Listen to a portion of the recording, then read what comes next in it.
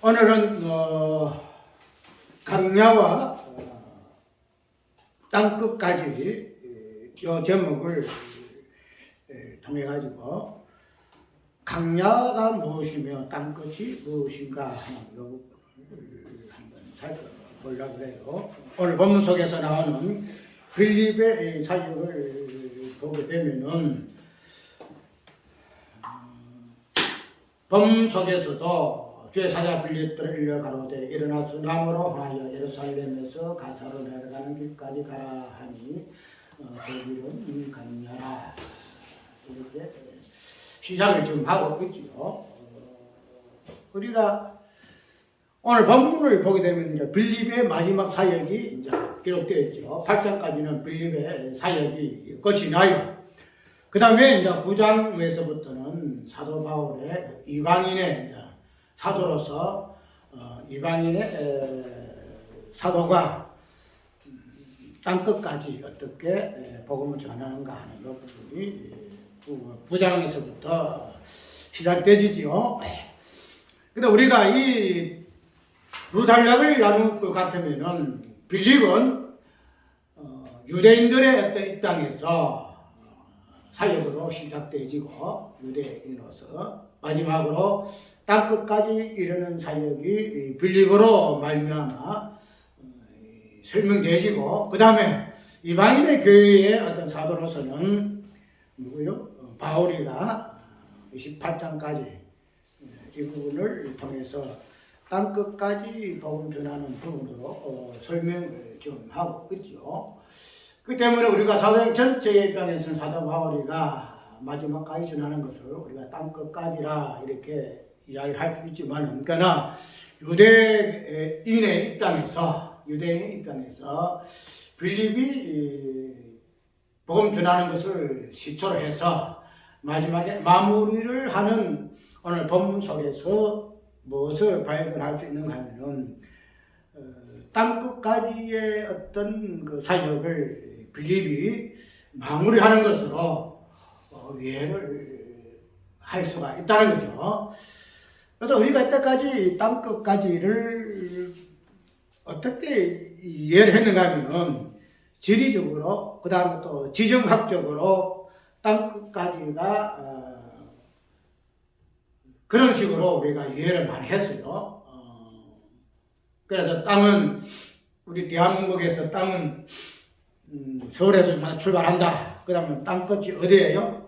해남에 그러죠. 해남이 땅끝 마을이라 이렇게 보통 땅끝을 이야기할 때는 지정학적인 관점에서 이것이 마지막에 끝이다 이렇게 이야기를 많이 하는데, 그래서 우리가 선교적인 차원에서도 보게 되면은 땅끝이라는 이 개념 자체를 우리 이 지구상의 땅끝 그것이 어딘지를 모르겠어요.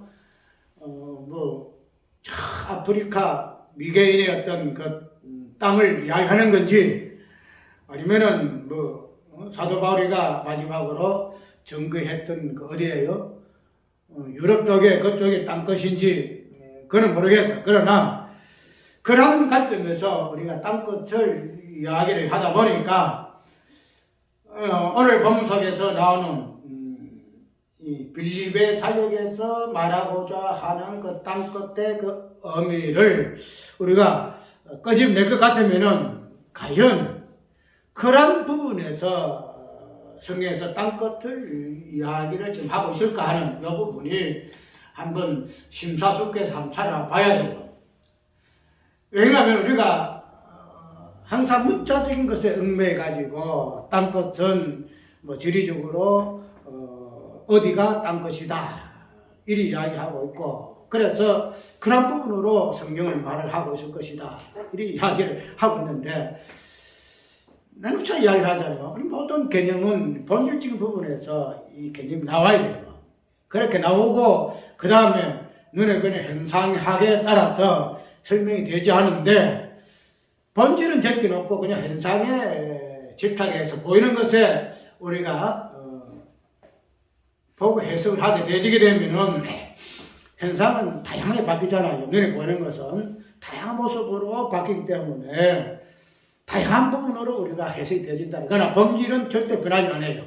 본질은 처음부터 끝까지 변함이 없는 것이 본질이기 때문에 모든 성경의 부분들을 우리는 본질에 의해서 해석을 해내고 우리가 이해를 해야 한다는 부분을 우리가 1차적으로 깊이 생각해 볼 것 같은 오늘 땅끝까지라는 개념. 우리가 이 땅에서 사는 모든 사람들의 소명은 땅끝까지 복음 전하는, 특별히 선교사적인 입장에 있어서 보게 것 같으면은 땅끝이라는 이 개념이 굉장히 중요하잖아요. 그래서 미개인의 땅, 다양한 우리가 지금 가보지 못하던 미개척적인 그런 곳에 가서 우리가 선교해야 된다 하게 해서 그렇게 해서 땅끝을 이해를 많이 한다는 거죠. 그런데 성경은 절대 그렇지 않아요. 땅끝을 그런 관점에서 이야기를 하다 보니까 모습점이 생기기도 하고 그래서 이 땅끝이라는 요 개념을 그냥 우리가 지리적인 부분에서 말하고 있어서 이것이 땅끝이고 저것은 땅끝이 시작이고 이렇게 해서는 안 되고, 그렇게 해서 선교를 파송한다는 것 자체도 모순이란 말이죠. 왜냐하면 땅끝이 아직까지 복음 전하는 우리의 소명이니 성사적인 소명에 의해서 아직도 예수 모르는 곳에 가서 복음 전하여야 한다 하는 이 부분에서 땅끝에, 그래서 내가 아는 목사님 어제도 통화를 했어요. 통화를 하고 선교사에 하시다가 돌아와서 부산에 지금 심하고 있는데 통화를 좀 하면서 이야기하면서 자기가 옛날에 선교했던 그 네팔 지역에 그 선교의 현장을 동영상으로 찍어서 보내준 그분을 주고받았어요. 그래서 선교의 그 비전을 들어왔는데도 아직도 그 부분을 아직도 그리워하는 그런 모습을 봤어요. 근데 그 목사님의 닉이 뭔가 하면은 닉이 땅끝지기예요. 땅끝지기. 우리가 지기란 말은 무슨 말이에요? 지기? 땅끝지기인데 땅끝? 이 지기란 말은 무슨 말이에요? 지기는 우리가 카페 지기 하잖아요. 카페 지기는 카페 모든 것을 관리하고 모든 것들을 책임지는 그런 임무가 지기 임무잖아. 카페 지기. 그렇게 되면은 이 땅끝 지기라는 이 말 자체가 뭐예요? 땅끝까지 선교적인 소명을 붙잡혀서 선교적인 소명으로 신앙생활 하신 분이 그 개념이 땅끝지기예요. 그래서 그런 모습을 보고 오늘 또 본문을 갖다가 빌립의 이 사역 유대인으로서 땅끝까지 복음 전하는 이 빌립의 이 모습을 보고 오늘 또 목사님 설교가 이런 설교를 나갈 것인데 목사님 기도 좀 해주세요. 이렇게 지금 주고받았어요. 주고받았는데 어쨌든 이런 땅끝 지기 참 좋잖아요. 지기 네 자체가 땅끝 지기 얼마나 선교에도 소명적인 사명 부분을 아낌없이 고스란히 드러내는 이 개념이 땅끝 지기. 그래서 참 지기도 멋지게 닉좀 멋지게 지었네. 이렇더라고요. 그래서 선교사를 한 10몇 년 이상 했으니까 그런 부분을 당면해요. 그래서 그런 부분에서 과연 그럼 우리가 땅끝에 대한 그 개념 그리고 그거를 지기한다는 그 개념 속에서 나타나는 선교적 소명은 과연 무엇인가? 진정한 땅끝 지기는 누구일까? 하는 이 부분을 한번 살펴볼까 그래요. 결론적으로 우리가 땅끝이라는 것은 어떤 지정학적으로 이것이 땅끝이야 하는 이것이 땅끝이 아니에요. 땅끝은 강야와 똑같은 개념이에요. 강야와 땅끝.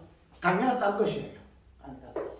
그러니까 어떤 지역에 가서 어떤 지역의 어떤 경계가 땅끝이 아니고 땅끝 개념 자체가 뭔가 하면은 강야다. 그리고 강야가 땅끝이다. 이런 개념으로 땅끝을 이해하고 선거주의 소명, 선교적인 복음 이런 부분을 보게 되면은 강야에서 선포되어지는 이 복음 자체가 땅끝에서 선포되어지는 선교적인 복음과 동일하다. 그러니까 꼭 선교적인 소명이 아니라는 땅끝이라는 곳에 가서 선교한다는 이런 선교사적인 소명이 아니더라도 강야가 무엇인가 부분을 이해를 하게 되지게 되면은 강야에서 선포되어지는 복음이 무엇인가 알게 되어지게 되면은 땅끝에 복음 전하는 것에 이 부분이 성취가 되는 부분으로 우리가 이해를 해야 한다는 거예요. 그렇게 되게 되면은 우리가 이 선교사라는 선교사적인 소명 자체가 무엇을 말을 하는가 하는 부분들이 성경에 정확하게 드러나요. 그리고 우리가 이 땅끝의 이 부분은 예수님께서 우리에게 복음 전하는 부분에서 부탁하신 명령이잖아요. 그래서 처음 어떻게 출발하죠? 예루살렘으로 시작하잖아요. 마지막에 땅끝이라 해요. 그러면은 땅끝이라는 요 개념 자체가 예루살렘을 출발해서 마지막에 땅끝이 아니고 이 땅끝 마지막에 요 개념이 예루살렘으로 다시 가는해요. 예루살렘으로. 그러니까 땅끝이 뭐 진리학적으로 볼 것 같으면은 예루살렘이 뭐가 돼요? 땅끝이 되는다 이 말이죠. 그래서 보통 이 부분들로 언급을 많이 하는데 우리가 어떤 질적으로 이야기를 하는 것이 아니고 복음이라는 것이 예루살렘이라는 이 개념을 통해서 복음이 무엇인가 이것이 설명되어질까 되면은 여기서 설명되어진 이 복음이 땅끝에서 설명되어지는 이 부분을 우리는 무엇으로 복음의 어떤 여정이라 이렇게 이야기를 할 수 있다는 거죠. 예루살렘에 떠나시는 마지막에 땅끝에 멀리 있는 것이 아니고 이 땅끝 자체가 예루살렘으로 다시 환원되어지는 이 부분에서 우리가 지정학적인 부분에서도 언급을 좀 합니다만 그러나 그런 부분이 지정학적인 개념을 떠나서 왜 이 땅끝이 개념이 예루살렘이 아니고 특별히 강야라는 이 부분에서 표현되어지고 있는가 하는 부분을 한번 살펴보려고 그래요. 우리가 강야를 이야기하게 되면은 그때 떠오르는 게 뭐예요? 강야는? 우리가 이스라엘의 어떤 구약교회를 보게 되면은 강야교회라 그러죠. 강야교회. 강야교회라 그런다죠. 그래서 오늘은 내가 이 문자를 볼 때에 강야복음과 땅끝이라 요 제목으로 설교합니다. 이렇게 했는데 이 강야복음이에요. 그런데 강야교회를 언급하게 되면은 자연히 강야복음도 언급되지죠. 왜? 교회는 복음을 담고 있는 곳이기 때문에. 그래서 이 강야를 이야기하게 되면은 이스라엘 백성들이 어떻게 되겠지요? 가나안 땅으로 들어갈 때에 첫발 되듣는 곳이 강야예요. 강야죠. 그래서 강야로 들어가서 40년 동안 마지막에 가나안 땅으로 들어가잖아요. 그러면은 이스라엘 백성들에게 있어서의 땅끝은 어디일까? 땅끝은 어디일까? 만약에 가나안 땅이 약속의 땅이고 우리 말을 쉽게 말하면은 천국이다 할 것 같으면은 가나안 땅 우리가 보통 그렇게 설명하잖아요. 적과 꿀이 흐르는 땅, 약속의 땅. 그런데 이런 가나안 땅을 우리가 출발해서 간다는 거죠. 그런데 그 가는 장소가 뭔가 하면은 어머니 어디 앉았는가? 강야라 이 말이야, 강야. 그래서 출발지가 숲곳이죠. 석회로 쭉 해가지고 이제 마지막에 요단강 앞에 다 가잖아요. 그런데 그 어떤 뭐 수코스 이렇게 돼가지고 보면은 강야로 진행하는 지명이 많이 나오잖아요. 해가지고 르비딘도 나오고 뭐도 나오고 참 나와요. 그 나오는데 이스라엘 백성들에 있어서 강야는 40년 동안 가나안 땅을 들어가기 위해서 경유할 수밖에 없는 그곳이 이스라엘 백성들의 이 강야예요. 그런데 그걸 우리는 마지막에 40년 동안 강야를 지나온 후에 가나안 땅에 들어갔거든요. 그러면은 이스라엘 백성들의 40년의 어떤 그 지경이 뭐예요? 강야였고 땅끝이라고 땅끝이다 이 말이에요. 그래서 우리가 이스라엘 백성들의 어떤 구약교회, 강야교회의 모습을 보게 될 것 같으면 그들이 강야의 40년의 어떤 부분을 통해서 그들은 땅끝까지의 복음을 뭐랄까요? 전했다라고 이야기를 할 수가 있죠. 전했다고 이야기해서. 우리가 똑같은 이 땅에서, 우리도 이 땅에서 땅끝까지 복음을 전하기 위해서 우리의 어떤 선교적인 소명이 닿을 것 같으면은 이스라엘 백성들도 이 강야라는 40년의 어떤 땅끝의 여정에 있어서 그들은 무엇을 했다? 복음을 받았다는 거죠. 지금 말해 복음은 복음인데 율법의 복음이 율법의 복음. 그런데 이런 율법의 복음을 받았지만은 마지막에 어떻게 되죠? 그 은혜가 은혜되지 못함으로 말미암아 강야에서 엎드러지는 존재로 나타날 수밖에 없게 되어졌는데 오늘 어쨌든 강야에서 하나님께서 땅끝까지의 어떤 소명적인 부분을 그들을 통해서 이루시고 말씀하시고 하셨던 이스라엘 백성들의 어떤 인도하심이 그 가운데서 중간에 뭐가 나오죠? 모세가 율법을 받지요. 그래서 강야에서 모세가 받은 것이 율법이었죠. 이스라엘 백성들이 어디에서 율법을 받으려면은 강야에서 율법을 받았다는 거죠. 강야에서. 그러면은 이스라엘 백성들이 이 율법을 가지고 강야의 땅끝까지 가나안 땅에 들어서까지 그들이 진행함으로 인해서 하나님께서는 이스라엘 백성들에게 율법의 복음이라는 이것을 통해 가지고 어떻게 해요? 강야가 끝나는 그날까지 복음 전하는 거야. 그래서 이런 여정을 통해서 많은 이웃 사람들이 어떻게 해요? 우리가 가나안 땅에 들어갈 때에 여리고성을 들어갈 때에 누가 나와요? 기생나합이 나오죠. 기생나합이 나올 때에 이 기생이 어떻게 고백하는가 하면은 내가 들었는데 당신들이 40년 동안 이렇게 진행을 하면서 그 강야의 여정 가운데서 하나님의 일하심을 내가 보았다. 이를 보고서 나는 당신들이 생긴 하나님이 참 하나님인 줄을 내가 아노니.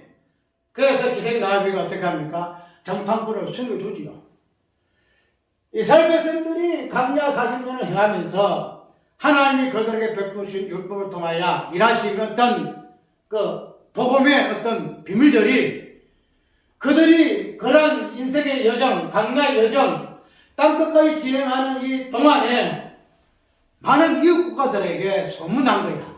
소문나서. 그래서 뭐 다른 나라는 이렇고 저렇고 뭐 어쩌고 해가지고 하나님께서 강야 어떤 여정 속에서 일하심이 그들의 이스라엘 백성들의 삶 속에서 많이 선포가 되어져서 두려워하기도 하고 또 기생낙과 같이 그것을 신앙으로 고백해서 하나님으로 받아들이기도 하고 그래서 이스라엘 백성들의 이 강야의 여정의 땅끝까지의 어떤 이 여정을 통해서 이스라엘 백성들은 자기들이 받은 율법의 복음을 선포하는, 전하는 그러한 선교적인 소명을 그들이 받고 40년 동안 전해졌다. 그래 하나님께서 이스라엘 백성들을 가나안 땅에 들어가시기 전에 강야의 40년을 향하신 목적은 이러한 것이 목적이에요. 가나안 땅에 들어가기 위해서 강야를 거칠 수밖에 없는 어떤 지리적인 그 부분을 있기 때문에 하나님께서 강야로 인도하셨다. 그게 아니에요.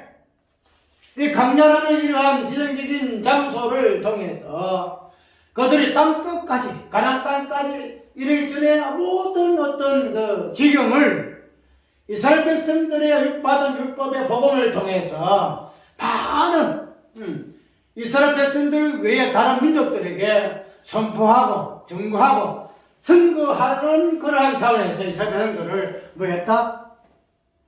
당신의 백성으로 삼으시고 선도적인 소명에 의해서 진행하게 하셨다는 사실이에요.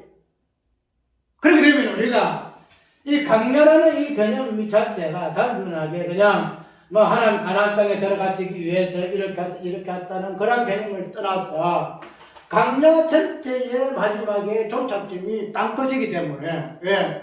가나안 땅을 들어가기 전, 요단강을 받기 전까지의 지경이 이스라엘 백성들의 강야의 마지막 모습이거든. 그게 땅끝까지 말이야. 그래서 그런 땅끝까지에 있어서 하나님께서는 그들에게 다시 얘기하지만은 율법의 복음을 주셨다. 율법을 주셨다. 그래서 그 가운데에 마지막에 뭐가 나와요? 우리가 저번에 고린도전서 10장에 설교를 한번 들어봤잖아요. 거기에서는 만나도 나오고 생수도 오고 메추라기도 오고 다 나와요. 일로와 양식이 다 나와요. 그리고 마지막에 뭐 하게 돼요? 마지막에 돼요? 세례를 받잖아요. 세례. 무슨 세례입니까? 홍해입니까? 뭐예요? 요단강이 홍해. 응? 홍해죠? 홍해를 모세가 쫙 하니까 그냥 탁 갈라가지고 그냥 홍해를 갖다 바다를 갖다 물 가면 육지가 건네는 걸 우리는 세례라 이렇게 이야기하잖아요. 그래서 율법의 복음에 진수가 되어지는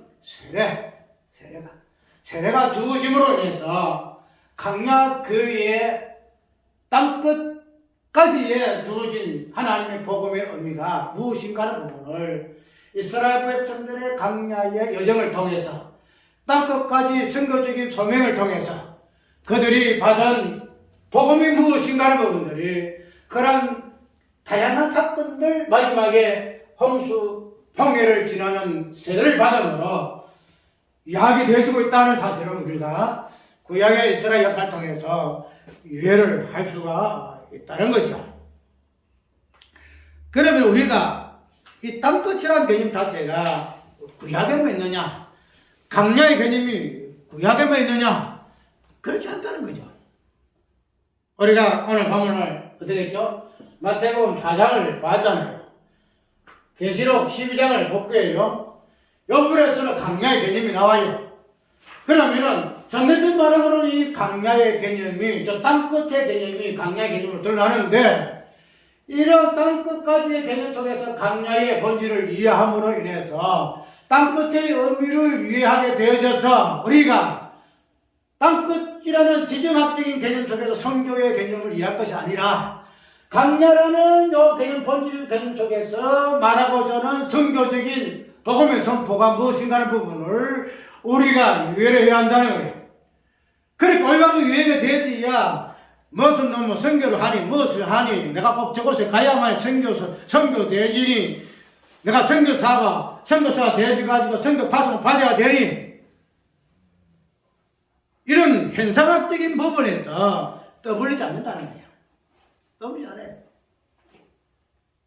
많은 사람들이 선교적인 소명을 가지고 뭐 신앙생활을 하고 그 꿈을 가지고 하는 사람들이 들으면은 뭐 좀 아쉬울는지 몰라도 성경에서 말하는 땅끝까지에서의 말하는 선교는 우리가 알고 있는 그런 선교 개념, 땅끝 개념 아니다 이 말이죠. 그 땅끝이 무엇으로 하는데 강야의 개념을 하는데 그때야만이 그것이 진정한 땅끝이고 그 땅끝을 말하고자 선교적인 소명과 그 복음이 이해가 되지다 이 말이죠. 그걸 모르게 되면은 이걸 하지 말아요. 그러면은 우리가 예수님께서 말씀하시고자 복음에서 나타나고자 하는 이 강야는 땅끝은 뭐냐? 오늘 키 포인트는 강야와 땅끝의 접촉점이에요. 강야와 땅끝 접촉점. 이 부분이 설명이 되어야만이 즉 우리가 말하고자 하는 이 본문 속에서 빌립의 사역이 왜 이렇게 강야로 내몰릴 수밖에 없는가? 거기에서 에디오피아 내시를 만날 수밖에 없는 이 부분이 설명된다. 우리가 강야를 우리가 예수님께서 본문 속에 사장에 어떻게 이야기하고 있죠? 예수님께서 아까 제가 성수의 개념으로 읽었지요. 읽었을 때 어떻게 이야기를 하고 있는가 하면은 이 부분에서 정확하게 강야의 개념이 나와요. 성령이 곧 예수를 강야로 몰아내신지라 강야에서 40일을 계셔서 사단에게 시험을 받으시며 들짐승과 함께 계시니 천사들이 수종 들더라 이렇게 이야기하고 있죠. 우리가 여기에서 보여주는 본문은 마태복음에 보게 되면은 마태복음에서도 강야에서 예수가 시험을 받으신 부분으로 이야기하고 있는데 일단은 예수께서 시험 받으실 때에 성령에 이끌려 강야로 가셨다 이렇게 이야기하세요. 그리고 오늘 사도행전 8장에 나오는 빌립의 변 쪽에서도 성령이 빌립을 이끌어 가셨더라 이렇게 이야기를 하고 있죠. 가신 곳이 어디라? 강야라는 거죠. 그러면은 우리가 예수님의 강야의 개념을 그냥 예수께서 시험 받으시는 그러한 환경과 그런 내용으로만 예수님께서 강야에서 시험을 받으셔서 이렇게 끝이 나잖아요. 그런데 우리가 말을 하고 있는 이 강야를 땅끝까지의 개념과 연결시켜 볼 것 같으면은 단순하게 예수께서 강야에 40일을 계시면서 시험을 받으셨다 하는 그 의미가 그냥 40일 시험 받으셔서 이제 강야에서 나오셔서 그 다음에 예수님께서 이제는 복음 전하셔서 이렇게만 단순한 생겨서 안 된다는 거야. 강야에서 40일을 계시면서 마귀에게 시험을 당하시는 이 모습, 이 내용 그 자체가 예수님의 공생의 전체의 내용이에요. 전체. 그래서 40일을 금식하시고 40일을 강야에서 계셨다는 거예요. 40일 강야에 계셨다. 그냥 40일을 마태복음 40일을 금식하시고 이렇게 이야기하고 있죠. 근데 마가복음에서는 40일을 강야에 계셨다 이야기하고 있어요. 강야에 계신 그 자체가 예수님의 금식이다 이 말이죠. 그렇게 되면은 이런 부분들을 우리가 단순하게 강야에서 40일 계시는 것으로 예수님의 강야의 개념이 정결할 것이 아니라 강야의 개념이 예수께서의 3년 반 동안 십자가 지는 것까지 전체적인 포함해서 강야에 시험 받으시고 강야에 계시는 모습을 이렇게 지금 하고 있다는 거죠. 그러므로 말미암아 우리가 이 강야의 개념 자체를 그런 식으로 해석을 할 것 같으면 예수님이 강야의 33년의 이 삶 자체가 어디에서 이루어진 사회예요? 이 땅에서 이루어진 사역이다 이 말이다. 그것을 우리는 예수님이 땅끝까지의 어떤 지정학적이요 지리적인 이 개념을 예수님의 모습을 통해서 설명하고 있는 거야. 땅끝이 무엇인가? 땅끝이 무엇인가? 우리가 땅은 보통 무엇으로 이야기하죠? 요한복음 보면 예수님이 어떻게 오셨다? 자기 땅에 오면, 예수님은 이 땅은 자기 예수님 땅이야. 그래서 처음부터, 예루살렘의 처음부터 땅끝까지의 모든 것이 땅의 영역이거든. 그러면은 예수님이 땅에 오시면 자기 땅에 오셔서 처음 알파와 땅의 알파와 마지막 오메가, 처음부터 나중, 여러 개념 속에서 예수님께서 땅끝까지의 개념이 무엇인가 하는 부분을 우리가 해석을 해내야 돼요. 예수님으로 해석을 해내야 돼요. 그러니까 땅끝까지에서의 예수께서 어떠한 일을 하셨는가? 어떤 일을 하셨는가?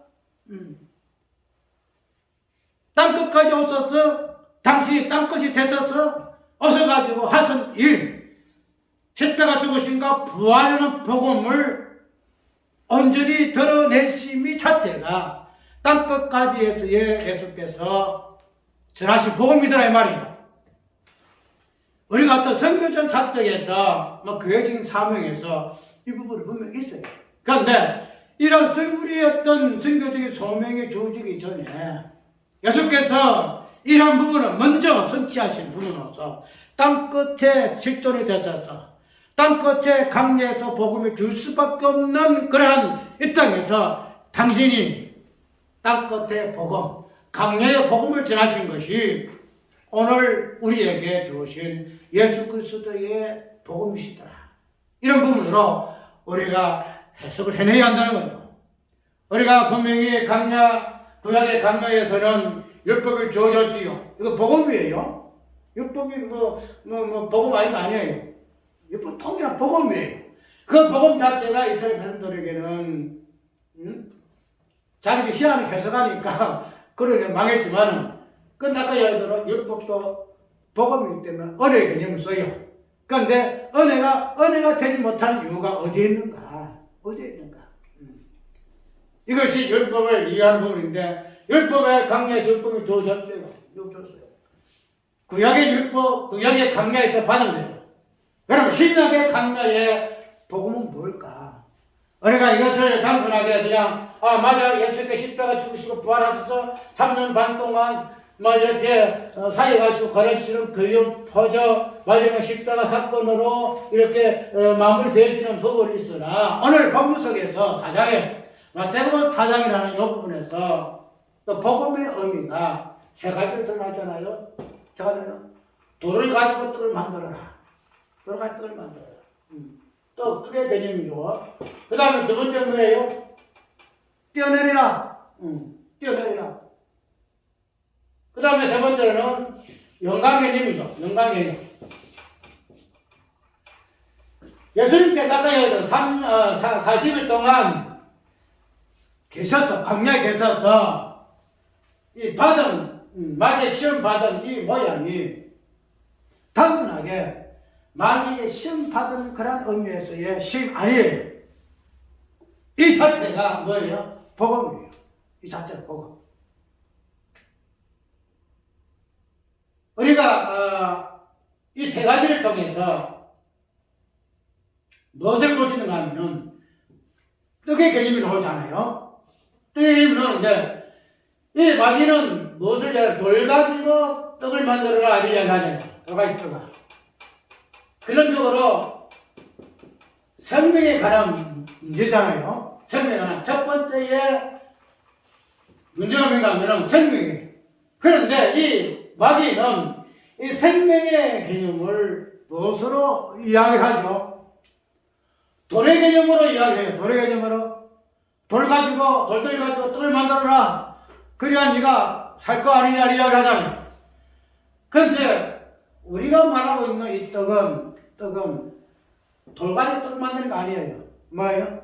말씀 가지고 떡을 만들어요. 그래서 우리가 요한복음에도 보면은 생명의 떡 되는 말씀 이 부분을 이야기하잖아요. 그래서 말씀의 떡을 통해서만이 진정한 생명이 주어지는 거예요.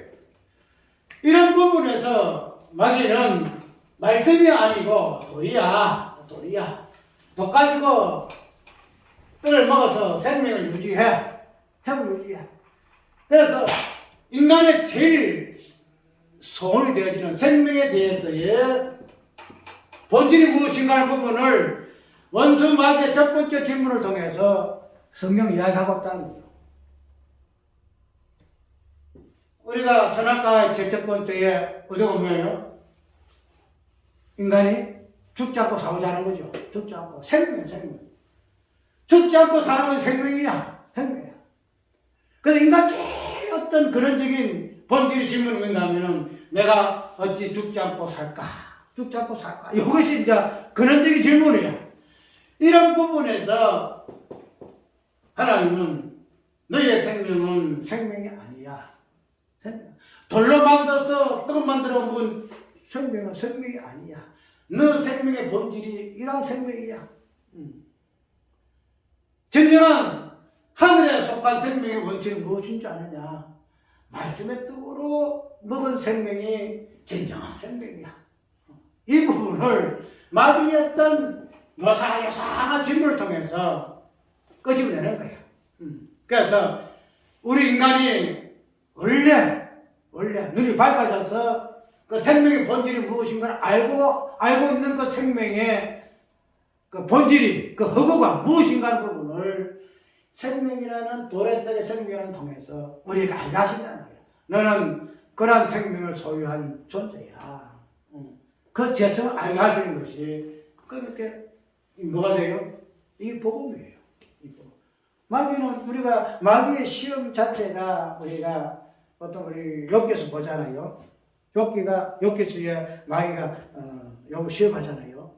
근데 그 시험 자체를 통해서 마귀가 의도하고자 하는 그 시험이 이루어졌어요? 아니에요. 자기는 시험해가지고 어떻게 해보려 했지만 결국은 하나님의 뜻을 이루는 시험으로 마귀가 일을 하게 할 수밖에 없다. 그 말하자면 마귀도 하나님이 알아서 하신다. 하나님도 이것저것 하나님이 자기가 하고 싶은 대로 마귀도 이용하는 거야. 그래서 이제 생명을 넘어갑니다. 자, 두 번째는 요즘에 성경에서 뛰어내리라. 뛰어내려서 뭐 하요? 네 발이 돌에 부딪히지 않게 하리라. 이래 하냐. 돌에 부딪히지 않게 하리라. 또 여기가 또 돌의 개념 나와요. 또 돌의 개념 나와. 우리가 다니엘서를 보게 되게 되면 이 돌은 어떻게 이야기하는 거냐면 느부갓네살이 꿈을 꿨죠. 꿈을 꿨어요. 네 가지 섞인 것들이 뭐 흙도 있고 철도 있고 뭐 또 그래서 금유상이 있는데 마지막에 이 떠인 돌이 나타나서 그냥 그 심사를 탁 치는 거야. 치니까 그냥 막 흙은 흙대로 철은 철대로 뭐는 뭐대로 천천히 흩어지는 한 살에 흩어지는 그 돌의 역할은 그런 역할이에요. 아까 돌을 통해서 뭘 해요? 생명의 본질이 무엇인가? 인간의 본질, 돌로 말미암는 그 인간의 본질이 생명이 무엇인가? 허구성을 돌이 설명하잖아요. 다니엘서의 논의 돌을 보게 되면 금신상을 깨뜨리는 것이 그 역할을 누가 무엇을 해요? 돌이에요. 금신상은 뭐예요? 우상이에요, 우상. 나는 신이다. 내가 신이다. 신의 개념이 여기서 나온다는 거예요, 여기서. 그래서 우리 인간의 그 자체의 개념 속에서는 생명을 원천적으로 갈구하게 되면은 자기 존재가 어떻게 되어야 돼요? 내가 신이 되어야 돼, 내가 신이. 그 신도 그냥 이런 신이 아니고 금신상이 돼야 돼, 금신상이 되어져야 그래서 그 생명이 있는 거야. 그래서 우리 인간 자체는 영원한 생명을 소유하기 위해서는 내가 신이 되지 않다. 나 죽지 않고 신이 되지 않는 것을 욕망을 갖고 있는 우리 인간의 근원적인 재성이거든. 그런데 그 근원적인 그 재성을 무엇으로? 돌이 부딪혀야 돼요, 돌이. 탁 부딪혀야 돼. 금산을 탁 그냥 머리부터 대가지고 막 때리 또 나타나서 그냥 부딪혀야 어디요? 금시장이 산산조각 나거든. 그런데 이 마귀는 그냥 돌이 부딪히지 않게 할 것이다. 발이 돌에 부딪혀야 돼요. 발이 돌에 부딪혀서 그냥 나라는 존재, 나라는 금상이 사선이 깨져버려야 돼. 내가 신냐는 이 망각, 이 착각이 깨져버려야 돼. 그런데 그런 것들이 돌을 통해서 하나님께서 깨시기를 원하시는데 마귀는 돌이 발에 부딪히지 않게 할 것이다. 요래 무상하게 그냥 꼬아서 이야기한다는 거야. 근데 아까 이런 것을 통해서 뭐예요? 깨져야 하는 그런 존재로서 내가, 금신상인 내가 어떠한 존재인가? 그 돌이 어떻게 해야 나한테 깨지게 하는, 부딪혀서 깨지게 해야 하는 존재가 금신상으로서 내할 수밖에 없는 그 죄성을 나는 신이 아니야 하는 그 알게 하는 것이 두 번째 계명이에요. 두 번째 시험이에요. 세 번째는 뭐 더 이야기할 거 없죠. 뭐예요? 영광이거든요. 천하만국의 영광. 그런데 마귀가 말하고 있는 천하만국은 이 땅에 있는 영광이잖아. 이 땅에 있는 천하만국의 영광인데 계시록에 우리가 4장에 봐도 그러잖아요. 생물들 들어오고 그냥 24장로들이 엎드려서 어떻게 해요? 영광과 존귀를 하나님께 드리시더라. 보좌에 앉아서 하나님께 드리더라. 그 보좌에 앉은 돌리는 그 영광은 무슨 영광이에요? 이 땅에 속한 영광 아니에요. 천하만국의 영광 아니에요. 모든 것이 새롭게 창조된 그런 영광이다 이 말이죠. 그런데 이 땅에 썩어질 영광을 가지고 예수님께 이야기하고 있다는 거예요. 우리의 마지막에 소망하는 것이 영광이잖아요. 내가 이 사람 저 사람보다 더 존귀케 되어지고 내가 저 대접받고 저 사람이 지금 우상 영웅 이것을 우리 꿈꾸잖아요. 노래를 해도 영웅 노듯이 영웅 그냥 스포츠 해도 모든 것들이 영웅이 되어서 영광받기를 원하는 것이 우리 인간의 마지막 소원이에요. 그거를 깬다는 거죠. 하나님께서 우리에게 하나님께서 받으시는 영광은 이 세상에 쓰고질 영광이 아니고 새롭게 창조된 하늘의 영광과 존귀를 하나님께서 받으시는 부분으로 이야기하고 있는데 마귀는 썩어질 영광을 가지고 이야기합니다. 그래서 우리의 영광의 소망이 얼마나 썩어질 영광인가. 그래서 인간의 근원적인 죄성을 깨달는 것이 죄성을 깨달는 율법이죠.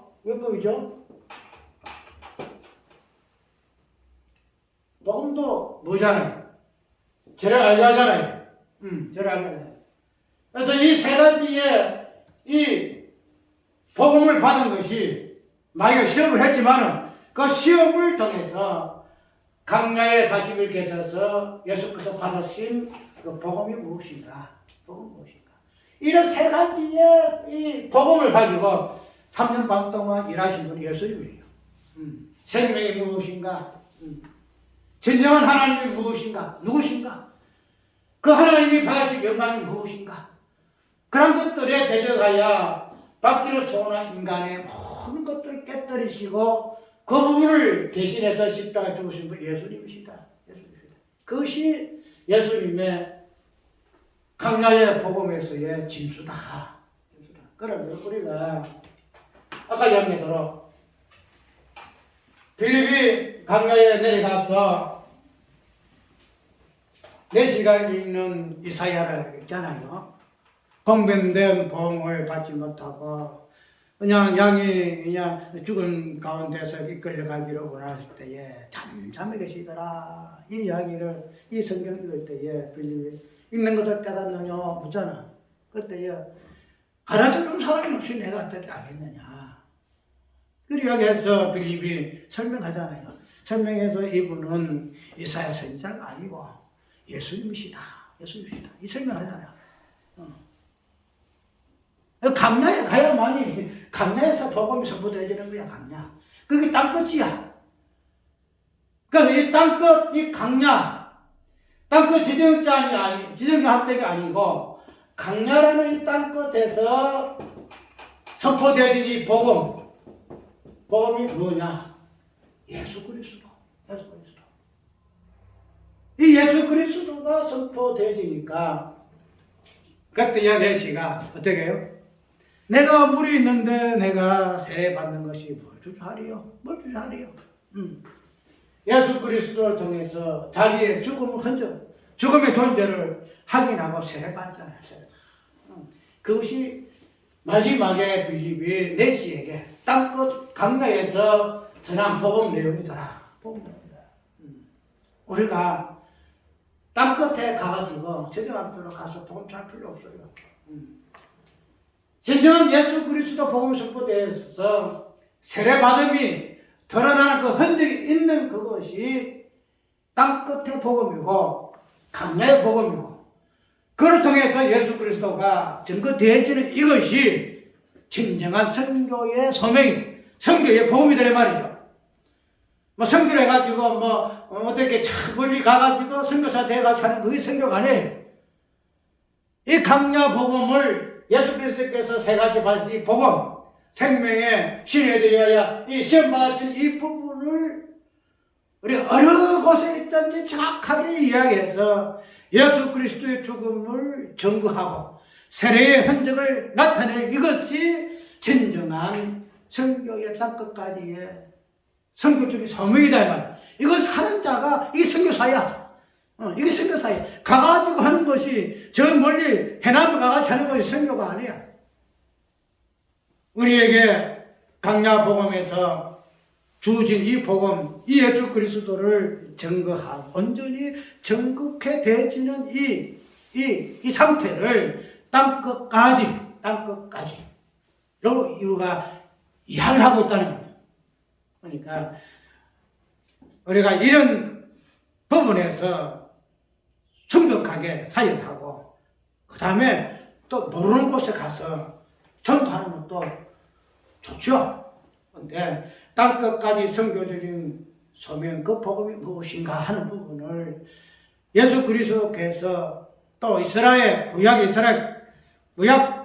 강야교회가 예수 그리스도께서 이 땅에서 어떻게 그 다음에 빌립이 어떻게 이것을 말하고 있는가 부분을 깊이 있게 이야기하는 그러한 통찰력이 있게 되면은 하나님께서 부르신 거 보내심이라는 선교적인 이러한 행태를 떼어서도 우리가 땅끝까지 복음을 강야 복음을 전할 수도 있겠죠.